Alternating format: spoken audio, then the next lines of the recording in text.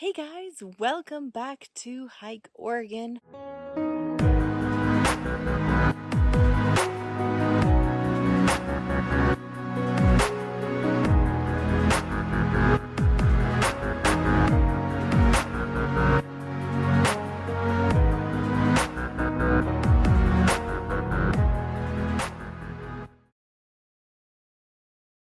When I got home, it looks like instead of hitting record for the intro, I hit end. So it did not record my intro except for the hey guys and welcome back to Hike Oregon. So this is the intro and welcome back. The itinerary was hiking the Scott Trail up to Mini Scott Spring in the Three Sisters Wilderness. From some avid hikers, I had heard about the hundreds and thousands of butterflies coming through this area during this time. So I had to go check it out for myself. This was such an incredibly magical experience, and I can't wait to share it with you guys. So I'll catch you on the trail.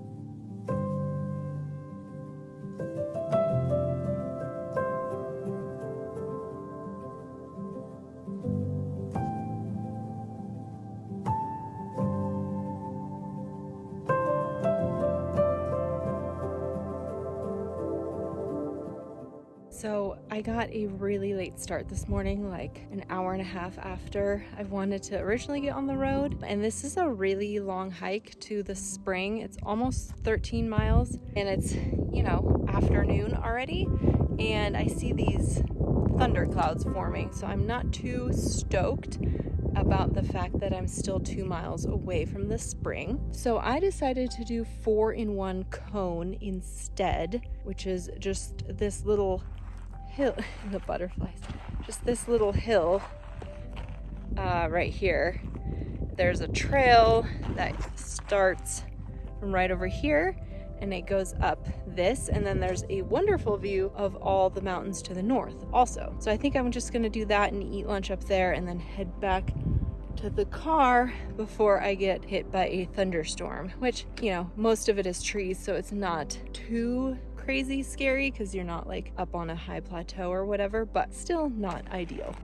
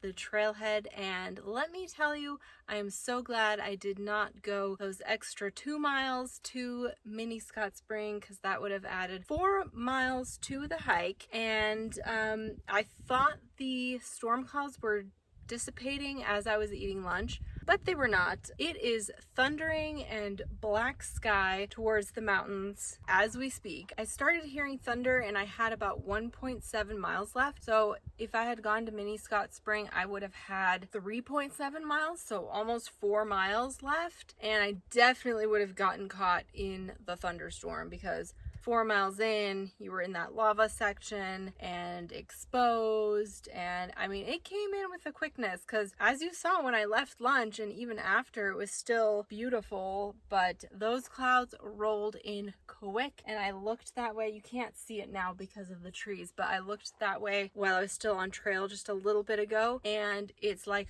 black sky. So I am really glad I kind of cut it short.